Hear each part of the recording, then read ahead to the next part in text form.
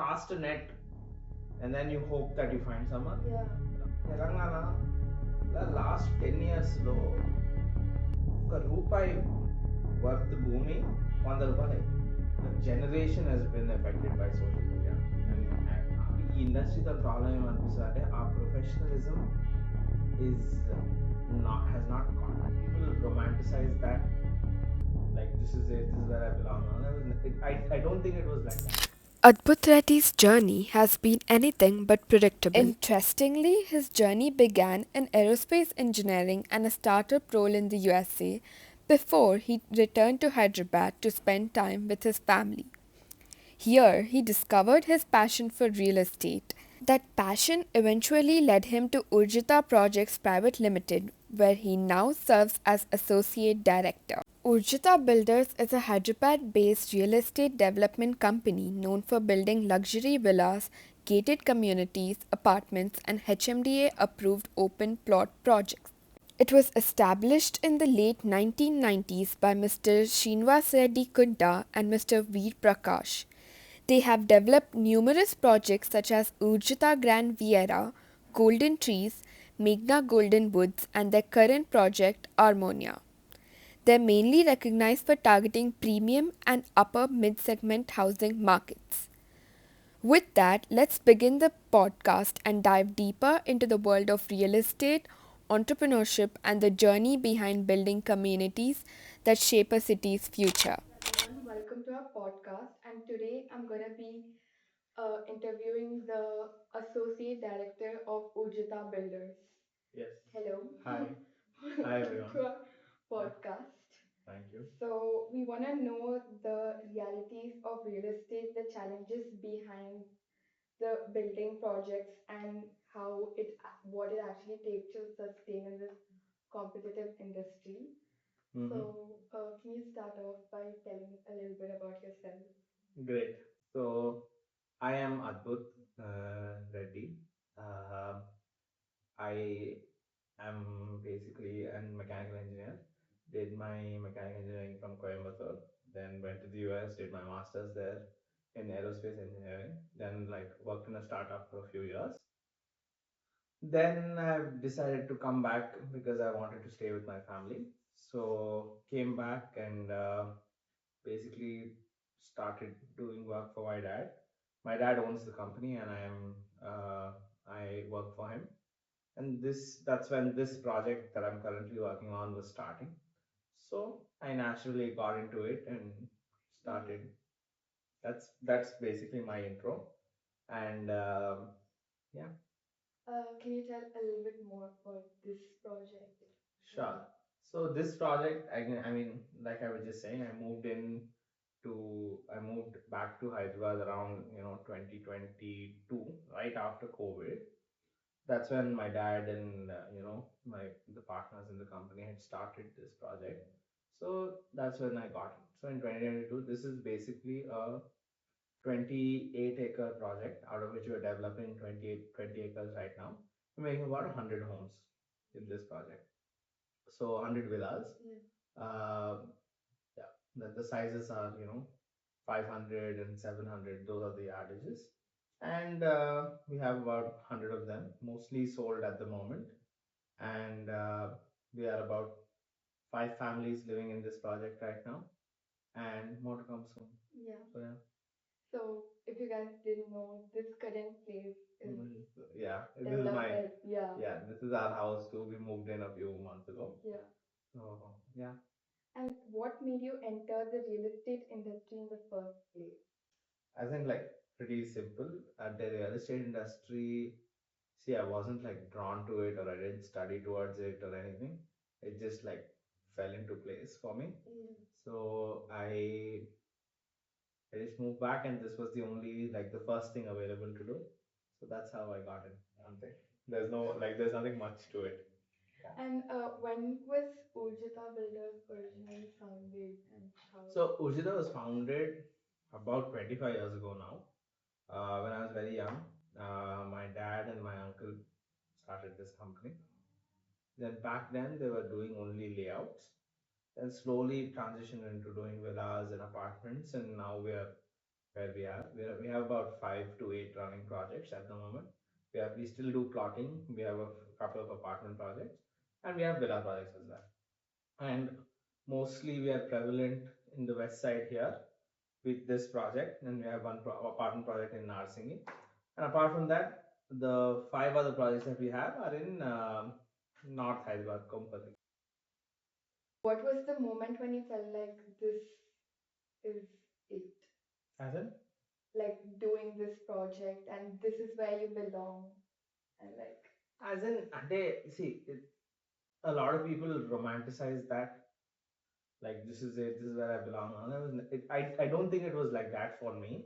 It was just, an opportunity that came up, and you know, I was actually, honestly speaking, I was still doing my US job while I was here too. Yeah. So it just like slowly picked up and like started, liking the way of working here and everything, and kind of little bit came naturally to me because maybe my dad, or this is what we are used to talking at home since we are growing up, right?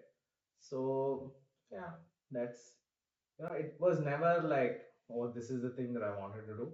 It just fell into place, and like I slowly started learning, asking a lot of questions. Uh, That's how I, got into it. Sorry. And what are the biggest problems you think you're facing in this industry? Naku, see, firstly, biggest problems. So there is like an industry-wide issue that I'm facing. That is one thing. But the day-to-day problem for me is HR. Okay, like I feel the work.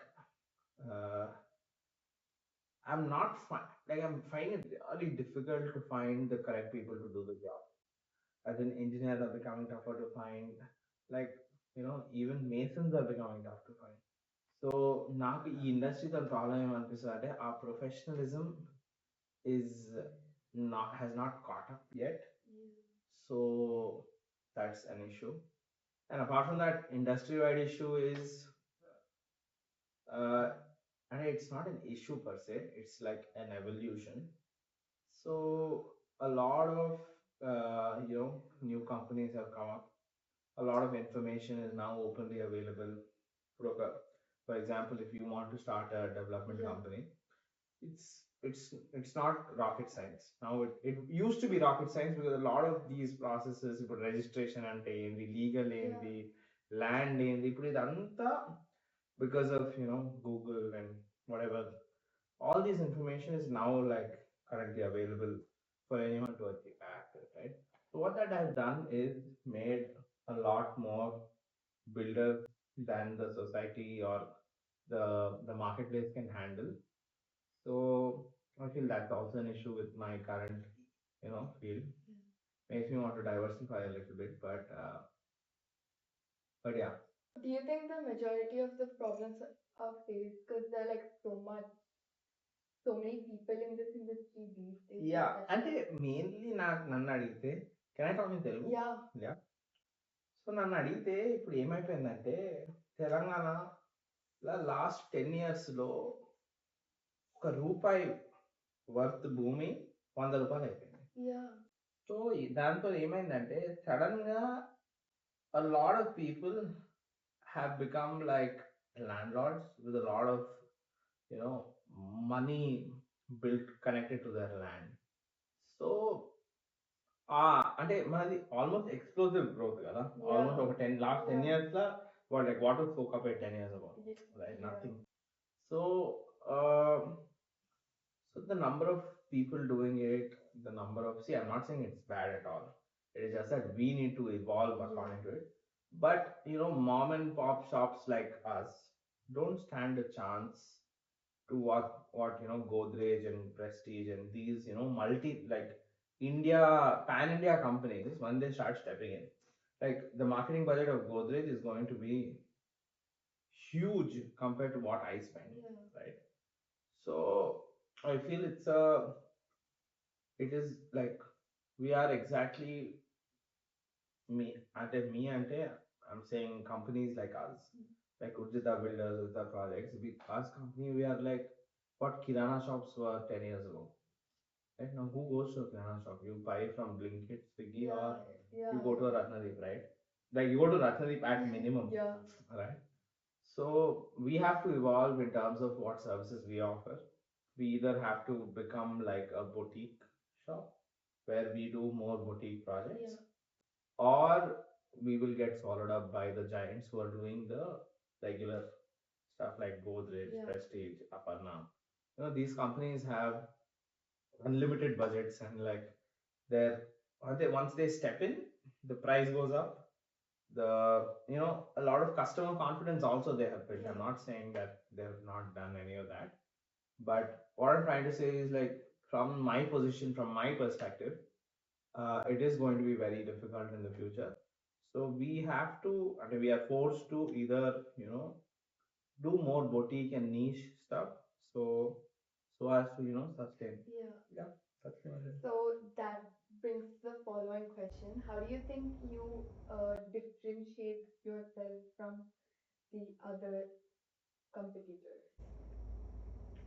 See, the only thing that differentiates me or my project, I will talk about my project. So the only thing that differentiates me from others is me, myself. So I am here 24/7. I know every like thing that happens here. I know every nook and corner of this project because I take care of it, right? And that's what boutique builders, and I think like that's what we want to be positioned as in the future, need to do. You need to know every inch of it. I know, like, literally, I know every customer, I know every vendor, I know every like labor also that comes in, right? So, uh, I would say that the unique part about my project is me, because I am the face of it. I do all, I finalize, I do registrations and then come back and fight with the contractor also. So it's like it's me. I'm selling myself. A part of, people who buy here, they see me who's doing the work, or I do, like, just before this I had a meeting where there was like one of my friends who's come here to show his father-in-law the house, right? So again, that also I do. So I feel it's more me that I'm trying to sell here than anything else.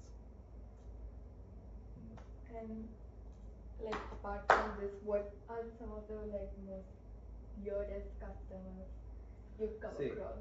customers come in all different sizes, shapes, moods, and everything. Like what were their most weirdest demands or expectations from the project? And they see, I wouldn't say weird, okay? See, the problem here is customer. The customer is never weird, okay? The problem here is we are selling homes, okay? And homes are very, very personal items.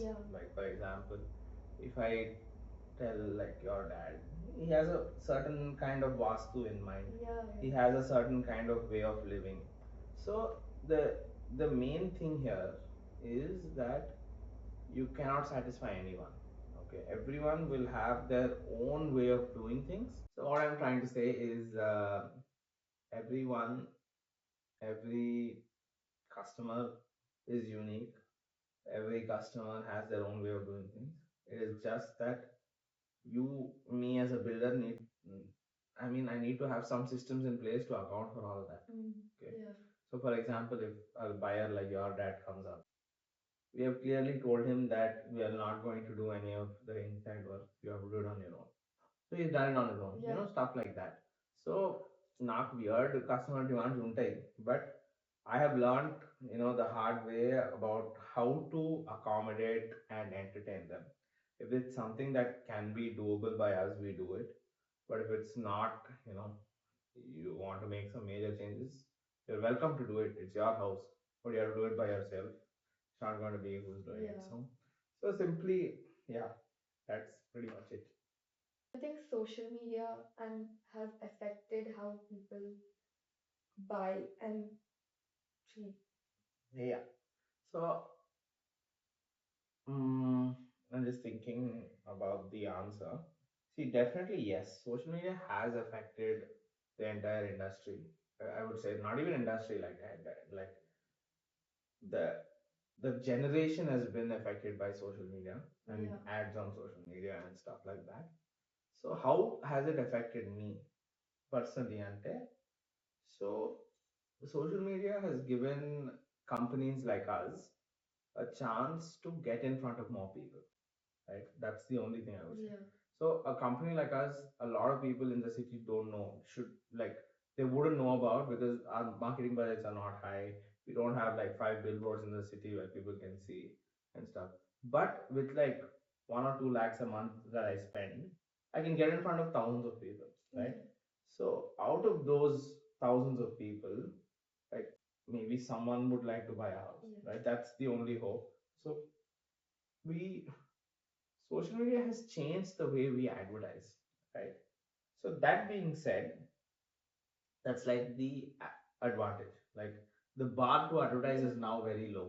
You spend a couple of lakhs, you're up and running. You go on Instagram, Facebook, whatever.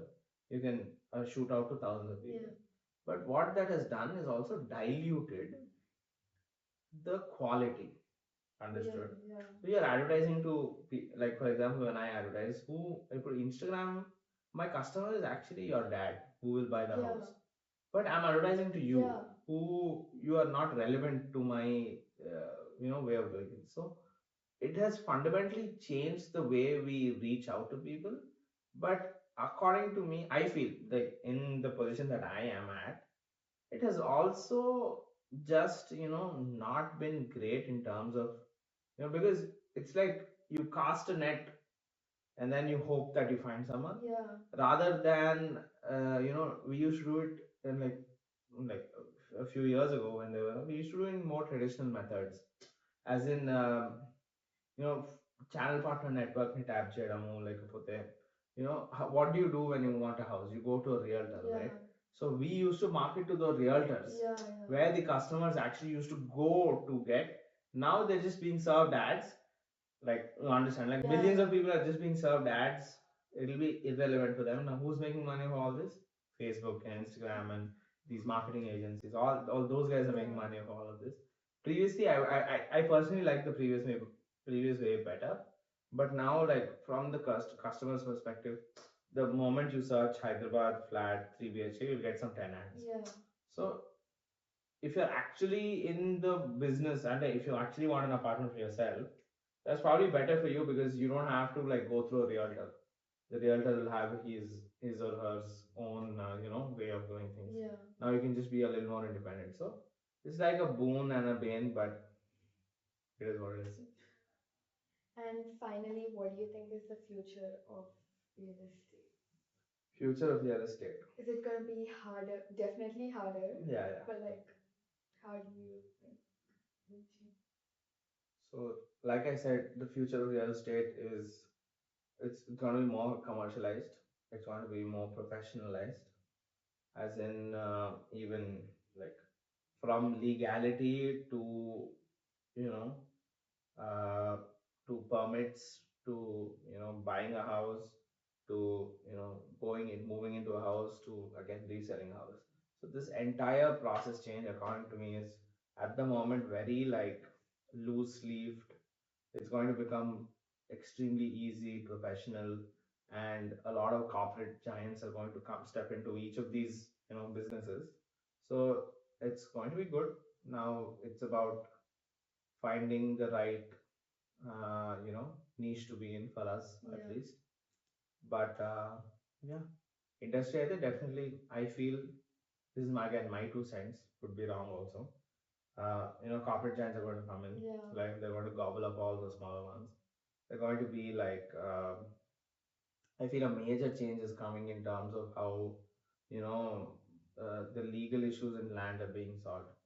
Like that will be like it's a very big issue for us, but that will be also solved. I feel they'll digitize land records and like anybody can go check you what whose land, what does it belong, where is it, what are the issues, stuff like that.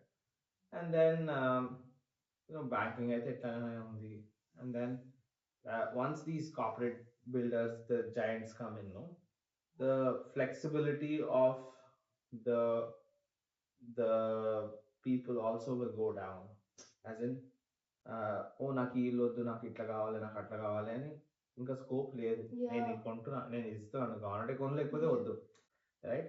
So I feel that will also come into the industry soon, and I feel I'm banking on that to make way for us, niche Yeah. builders who can do more niche products, like To stand out. yeah, to stand out.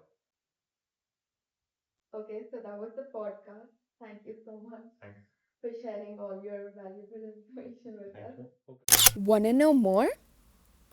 Follow their Instagram page and check out their website for more information. Links are in the bio. Thank you so much for watching this video, and don't forget to share with your friends and family.